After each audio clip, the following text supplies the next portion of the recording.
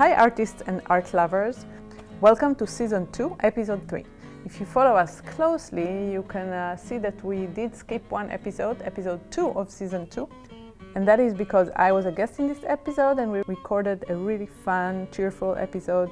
And then a war happened and it's still going on. And since I'm Israeli, it just felt really inappropriate to post this kind of content now. So that episode and my artist talk will have to wait for a better time. But here we are in Episode 3 and my guest today is Lenora Kandiner. Hi Lenora. Hi Zohar. I'm your host, Zohar Lavi-Hasson. As always, we're recording from our beautiful Princeton Makes store and studios. We love it here. We're just talking about how we love our little living room space. Princeton Makes is a cooperative of about 35 artists. Some of us have a studio on site and some just have their artwork on site. And we're located at the Princeton Shopping Center, so come and visit us. Okay. We're open from Thursday to Sunday from 10 to 6. And after Thanksgiving until hopefully the end of the year, we'll be open every day. Yes, we will. So Lenora, you're the artist of the month of November. And that means that your art is going to be at the window. And also we're doing this podcast, and also you're going to have give an artist talk. We'll say when it is in the end. And it's very exciting to be here with you today. Let's start with tell everyone what kind of art you make. Well, I'm primarily a polymer artist, but I do lots of art. Being part of Princeton Makes made me focus on my polymer work again. Okay. It was something that I'd been doing for a long time, and it was the only work that I sold. Okay. But after I stopped doing craft shows, I started exploring a lot of other media. Okay. And I hope to have some of that work in the windows. In the polymer work, you make jewelry. I make jewelry and I make functional items. And I started making functional items because when I did shows, people wanted to buy presents for men. And most men didn't wear very much jewelry, at least not then. Mm-hmm. So what did you make for men? So I made pens. I started out making watches. Oh, wow. And then I made pens and pencils and nail files. And actually, a lot of male doctors liked my glass nail files with polymer handles. And little secret compartment keychains. Oh, cool. I made pill boxes. You're wearing today a beautiful necklace with, how is it called? They're ginkgo leaves. Ginkgo leaves. And ginkgo is a whole other part of my art. Okay. And I do ginkgo because ginkgo is a survivor. Oh. Ginkgo is the oldest tree on the planet. The ginkgo trees survived the atomic blast at Hiroshima and bloomed the next spring. Oh, really? There is no more powerful symbol in this world than ginkgo. Wow. And so I've been driven to do art that's based on ginkgo. And anytime I try a new medium, I have to do ginkgo in it. Uh-huh. So I hope to have a couple of those frame pieces in the window just to connect the other parts of my art. Can you say just a little bit what other kind of arts do you make? I do watercolor, I draw, I paint, and in acrylics. I do eco-printing on fabrics with botanical materials. Wow. But that came from the ginkgo connection as well. I took a class in watercolor monoprints. If there's a medium, I'm going to explore. Oh, I carve pumpkins. You carve pumpkins? This past week, I was the Hopewell Valley Arts Council giant pumpkin carved, and together with my partner who does some of the heavier work, because these are pumpkins which have a 3-inch skin. Oh, wow. And you have to carve out a lot of the inside if you want the light to shine through. These are giant pumpkins. Okay. They're about 3 feet in diameter. Wow. Can you talk a little bit about your background? How did you get to where you are? Well, I was born a premature twin. I was very tiny. Oh. I spent my first 6 weeks in an incubator. Wow. I came home in a Kleenex box. Oh. My twin didn't make it. Oh my God, sorry. I got a younger sister 19 months and 19 days later, and we were as different as night from day. Yeah. I didn't do a lot of art when I was a child. Part of the problem of my early birth was that my hands weren't developed right. Oh. And I couldn't hold a pencil, I couldn't hold a brush. So all the things that, I probably did some finger painting, but I don't remember that. But my earliest memory of anything is recognizing shapes. And the house we lived in Pittsburgh had trapezoidal beams on the ceiling of the living room. And that was kind of unusual. Yeah. And I may have told my father, oh, look at the squares on the ceiling. And he said, those aren't squares, they're trapezoids. And I must have been 3. Oh. And my father was an engineer. He knew things like that. Yes. When I learned that word, the next time somebody came to visit, it was a math professor from Duquesne University. I said, look at the trapezoids on the ceiling. And the earliest art class I remember was when I was about 8 years old taking a ceramic sculpture class. Okay. And I still have a piece or two from that class, and I'll bring them in when I do my artist talk. Then when I got to junior high school, I was at a school that had a very fine industrial arts program as well as a good academic program. I found my way to the ceramics studio. And I learned to throw pots on the wheel, something you will definitely relate to. Yeah. And then my teacher taught me how to sculpt wood. He taught me how to use carving chisels and a mallet. And probably the most significant thing about that experience is that my ceramics and sculpture teacher carpooled with one of the math teachers. Oh. And the math teacher would come over, and there were a bunch of other guys, big brawny guys working in the studio, but there was this little girl, and I was tiny until I was 14 years old. Yeah. And she had the mallet and a chisel in her hand, and he decided just to come and talk to me. And he, after a while of talking to me, he said, you should come to my computer class. Oh. This is 1956, and I'll let you do the calculation of how old I am now from that. But in 1956, the sensible answer was, what's a computer? I went to the computer class, and I realized all the smart guys in my class were there. And I figured that was a good place to hang out after school too. But that was the beginning of my trajectory into worrying more about my academic life and less about creating art. And I didn't create art again seriously until 1991, when I accidentally walked down the polymer aisle in Pearl Art in Woodbridge. But wait, so what did you do until then? I worked as a computer. You know, I finished high school studying a bunch of different languages. I wanted to work in computer translation. I went to the University of Pennsylvania. So I started working as a programmer in 1965. I ended up switching into the software industry. In 1980, I started selling software. In 1981, I sold $1 million worth of software. And I didn't have time to work. I was working 60 or more hours, traveling all over my territory to sell software. All right. And in 1997, I decided I'd had enough. And the company that I was working for did a leveraged ESOP, and I, quote, retired, unquote. I have been making art steadily ever since then. But in 1991, my father asked me if I would buy him some leather straps at Pearl Art on my lunch hour, because it was only a mile away from my office. And I found myself in the polymer aisle, and I said, oh, that's the stuff those earrings I like are made out of. I wonder if I could do that. I bought a sampler box. I found the earring findings. I did eventually find the leather straps for my father. I went home. I made 3 pair of earrings. Okay. I wore one the next day to work. It exactly matched my outfit. I had blended the colors. What color was it? It was kind of a sagey green. Green? Yeah, it's sort of like the same kind of color I'm wearing. It goes well with my complexion. And my colleague in the next office said, Lenora, your earrings match your outfit. I said, yeah, I made them that way. And she said, when did you do that? I said, last night. She said, how long have you been doing that? I said, last night. She said, you should sell them. Well, as I was traveling around the country selling software, people started trying to buy my earrings out of my ears. So I started carrying a little compartmented box with me and selling earrings on the airplane. Oh my God. In restaurants.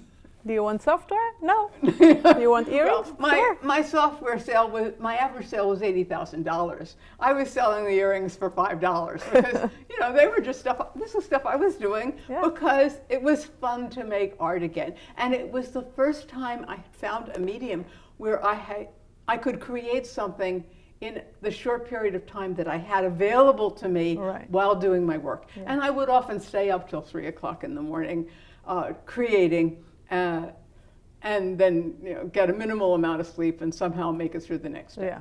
And it wasn't until after I stopped working that I met any other polymer artists. Because in 1991, when I started, there were very few. The first book on polymer was published in 1992. Oh, wow. There was no internet. There were no YouTube videos of how to do things. Of course. And so I was self-taught for the first 6 or 7 years and just experimenting and having fun and seeing if things worked and doing things I wanted to do. Yeah. And then in the late 90s, I started meeting other polymer artists. I found that there were polymer guilds and there were polymer retreats. And I could go and spend a weekend or a week with other artists just creating, and oh, that was fabulous. So fun. And it became a community, and I've gone to polymer events in the US and Europe. I used to say I was a retreat junkie. I would travel anywhere for a retreat. And then, are we fast forwarding to Princeton Makes? Yeah. Well, a friend of mine who lives in Princeton saw the announcement, and she told me about it. Yeah. And I looked, and I sent an email to princetonmakes@gmail.com. Yeah. And I got an immediate answer from Jim saying, oh, I looked at your website. It looks like you'd be a good fit, but we should talk. Okay, so you are also a musician. Yes, and I started playing music when I was 3 years old. Yeah. I wanted to play the violin. My parents said, you're too small. They bought me a 3-octave keyboard. I've played a whole bunch of different instruments over my life. And what do you play now? Now, mostly I play mandolin and the Swedish nyckelharpa. All right, great. You are all over the place in many, many medias. I'm all over the place in my art, and I'm all over the place in my my music. My mother used to say I was a dilettante. Dilettante, what's that? A dilettante, which is kind of a jack of all trades, master of none. Oh. I have tried to become a master of polymer, but the other things I don't care about being a master. I think that's a good approach. So Lenora, I'm so happy that you chose this topic that we're going to talk about today, is success and failure, because it's a very important subject to me, and I think to artists and learners and to everybody. Let's start with, tell me what do you feel is your big success? Well, finally figuring out how to make these show-stopping ginkgo necklaces is my biggest success. And it was a very long process. And you did it by yourself? I did it by myself. A journey. It was a journey, and it was a 10-year journey. Wow. I had been making other necklaces that had leaves on them, and somebody said, well, can you make necklaces with ginkgo leaves? Well, if you're familiar with the ginkgo tree, it has a very, very thin stem that comes off the leaf that fastens into a group of these leaves fasten into a little nodule on the stem twig. So if you look at a ginkgo twig after the leaves have dropped, you'll see these little nodules on the twigs, and they'll stay there all winter, and then the new leaves the next year will come. Okay. And that's very characteristic of that particular tree and leaf. And it's the oldest tree on the planet, so... Really? Yeah. Wow. It has several other unique characteristics. So it was very hard to recreate this? Because I had to figure out a way to make the very thin stems look realistic and be strong enough and still be flexible. Yeah. And in art, there is a continuum between strength and flexibility. And often you have to sacrifice one for the other. If you want something to be flexible, well, maybe it's not going to be strong. Well, but I didn't want it to break. Right. So I started out using an armature that I had used for a long time, which was used recycled telephone wire. And I had used it both as an armature and also in my work. You know, you'll see some of my poly people at the shop, and in some of the posts that I'm making on Instagram for getting ready for being Artist of the Month. Yeah. Those were made with recycled wire and polymer, but not connected together. Okay. But telephone wire had a plastic coating, and it used to bond with a polymer, so that it was a perfect armature. Oh, the plastic would bond with the plastic polymer? Yes. And the plastic would not melt in the oven? No, not at that temperature. It would bond, it would cure together. Oh, wow. But some years ago, all of the polymer clays were reformulated to remove phthalates. Has been considered a health hazard. Apparently, the phthalates in the polymer bonded with the plastic on the wire. But after they changed the formulation of the polymers, they didn't bond the same way. Oh, no. And so I found the things that I had done for years using this wire as an armature no longer worked. And the polymer started to crack. That's a failure. That's a failure? It's a failure. Yes. And How did you figure it out? Were you selling that time? I wasn't selling the ginkgo necklaces because I wasn't happy with them. Oh, you didn't sell them. I was only making them because I was driven to make them. Because you love them. Because I loved them. I loved ginkgo. I loved the story of ginkgo. Okay. And I'm a 4-time breast cancer survivor. Wow. A tree that had a reputation for being a survivor became my totem. Did you love the tree first and then found out that it was a survivor? I love the tree because it has a beautiful shape. The branches have a gorgeous arch. The shape of the leaves is unique in nature. It is. The fan shape of the leaf, the veins which are parallel is unique in nature. And it's one of those forces of nature. But then when I found out it was a survivor, that's what really drove me artistically. I was making them for myself, and every one of them would break sooner or later. Okay. And I was, well, then it's not ready to sell. I have to keep on going. Yeah. I tried every brand of polymer. And I would just make little tests. I would take a piece of wire, and I'd make a very thin tube of polymer on it, and I'd cure it, and then I'd bend it. And I'd go bing, bing, bing, bing, bing, bing, bing, bing. Crack. And it would crack. So at one of the retreats that I went to, we have a brainstorming session. Oh. And I said, this is a problem. My hypothesis is that it's happening because of the reformulation of the polymers. Does anybody have any ideas? One of the artists who was there, who also had a little bit of a scientific bent, said, what about paper cord? I'm a basket weaver. I've got some. I'll send you some. It's finely twisted paper. So how would that survive the oven? Oh, paper burns at 451 degrees Fahrenheit. Polymer cures at 275 to 300. So there are lots of things that you can use with polymer. Cool. But polymer doesn't bond to wire, to metal. Right. So in order to put polymer over metal, you need to have something, an intermediate layer to help make that bond. And you also need to do some things to make a mechanical bond instead of just an adhesive bond. Okay. While I was still at the retreat, I said, well, if paper cord would work, what about another cord? Yeah.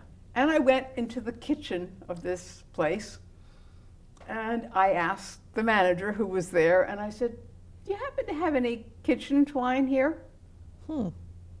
And he said, well, let's go ask Ruth. Ruth was the baker. And she opened a 50-pound bag of flour and pulled off the cord and gave it to me. And then I discovered that, oh, well, maybe tea bag strings So I asked all my friends at the retreat to save their tea bags strings for me. I had a little cup for them. And I found that if I impregnated them with liquid polymer, that I could get a good bond. Oh. And then I continued experimenting with the strength flexibility equation. Yeah. And a new polymer brand came onto the market that was designed for sculptors. Yeah. And was supposed to stay flexible even after it baked. Oh, wow. And that's how I can make these necklaces with magnetic closures that I can open up and put together around my neck. And so they're flexible. So they're flexible. So you don't have to use the tea bags anymore. I use the tea bags in the tiny connections, and I do use string as an armature because it helps me with the assembly process, with the engineering part of the assembly process. Yes. But the brand that stays flexible doesn't do very well if you bake it too many times. So I had to work it so that I could do as much as possible and only bake it once or twice. So you had a big journey of ups and downs and failures and successes. So what do you make of it? You learn from failures. Yeah. It was many failures and many experiments till I finally got something that was a successful product. Yeah. And so the price of the product, Yeah. when somebody says, how long did it take you to make that? It's not just the time that it took to make that one item. Yes. It's all the years of failures that went into the learning that made it possible for me to do that successfully. Got it. And I think that's true of all art, and it's true of many things in life. It's probably true of people who won the Nobel Prize for sciences or literature. Oh, for they sure. also had many failures before they found something that happened to work and that somebody else then built upon and somebody else built upon, and that's how we grow. Yeah, that's so interesting. It's like a journey of you go one step back, 2 steps forward, 3 steps back, 2 steps forward, it's like, but if you keep moving forward in a general trajectory, that's the success of your life, of your journey. And I'm lucky Yeah. because I made enough money selling software that I can afford to take chances and do things that might not result in immediate success. Whereas some of my younger colleagues here are trying to make a living doing this art. Good luck with that. And they have a very different perspective than I do. Yes. It's important to know that you can learn from failure and that failure is part of your growth, right? That I think also for kids, they teach that kids now. When I was a child, no one thought anything about telling me that I couldn't paint or draw or that I couldn't play the violin. Right? And I spent much of my life with those bad thoughts in my head. And it wasn't until after I retired that I made a conscious effort to ban them all from my head and to learn. And I was lucky that I found a wonderful local artist who was teaching drawing, who taught me to draw. And because people, when you were a child, and when I was a child too, I think they didn't have this concept of failure and difficulty is part of your life and part of your growth, and you can't discourage kids because they're having a hard time or failing or whatever. They're going to learn something from it, and you might not know what they're learning from it. So Lenora, what would you say to a young artist that's just starting out? Don't be afraid to fail. Yeah. You will learn something from every failure. Yeah. As long as you're prepared to learn something from it. Even if you don't know what that failure is teaching you, eventually it will come back to you. Yeah. And that you need to be very mature to do that. Sometimes you can't because you're too young and scared and care about what other people think about you. So it's time for our game. Ask the artist, woo! Where I ask all artists the same question and I need you to answer quick. First question, What is your favorite artist of all time? I don't have one. You don't have one? Okay. You have second favorite? No, I'm a dilettante. Oh. I love lots of different kinds of work. But if I had to pick the artist who influenced me most, Okay. it would be Priscilla Snow-Algava, who passed away a few years ago, who was my customer and my drawing teacher. Oh. What is your favorite material to work with? Polymer. Yeah, I know that. What is the space that you feel most creative in? My little tiny hole of a basement studio. What music or podcast or soundtrack do you listen to when you I listen to nickel harper music. What is your worst artistic nightmare? Having something that I've worked on for a week burn in the oven because the oven decided to freak out. Talking of failure. It's happened. It happened, yeah. It's happened. So what is the percentage of your art making and your business, selling, marketing, all the surrounding things? Well, I've stopped selling anywhere except at Princeton Makes. So mostly you create art. You don't Mostly need to I do create. too much, except for scheduling for Princeton Makes. Except for scheduling for Princeton Makes and making the labels and the cards Right. and things like that that are necessary for me to have my work here. Maybe I'll say that Lenora does our scheduling. It's a very, very messy work, and she's doing amazing. So thank you. And one more question. One word that describes how you feel when you make art. It depends. You have to be smart. Sometimes it's a huge relaxation, and sometimes it's a huge stress. So that's why I say it depends. You're right. Maybe I'll rephrase it. Usually, can I add the word usually? What do you feel usually when you create art, or still it depends? In the zone. Okay. All right. We're done for today. We're going to talk about how people can find you Okay. online and otherwise. So I have a website that I put up mostly for galleries to be able to see my work, Yeah. and for shows to be able to see my work. Yeah. And that's lenorastudio.com. Yes. I have an Instagram, Lenora Kandiner. You can email me, lenora@lenorastudio.com. Yeah. I have a blog. It's called Learning and Serendipity, and it's at WordPress. People can find you also And people at can Princeton. find me at Princeton Makes. Yes. My artist talk is on November 18th, and it's going to be a half an hour earlier than some people's artist talks. The reception will be at 6 o'clock when the store officially closes So 6 o'clock, for the food Some and food. 6:30 for the talk. and everybody's welcome. It's free and open to the public. Correct. Great, so I'll be there for sure. Thank you so much, Lenora. I want to thank also RD, who's our graphic designer, and our theme music is by Renata Pugh. I'm Zohar Lavi-Hasson, producing and hosting. If you have any questions or comments, please email us to our email address, princetonmakespodcast@gmail.com. Also, let us know if you would like to be added to our mailing list. We have lots of events happening here. Rate and share this podcast so it can reach others and inspire them to create.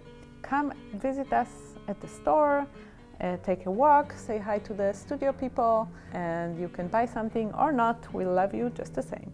Till next time, be creative and please make art, not war.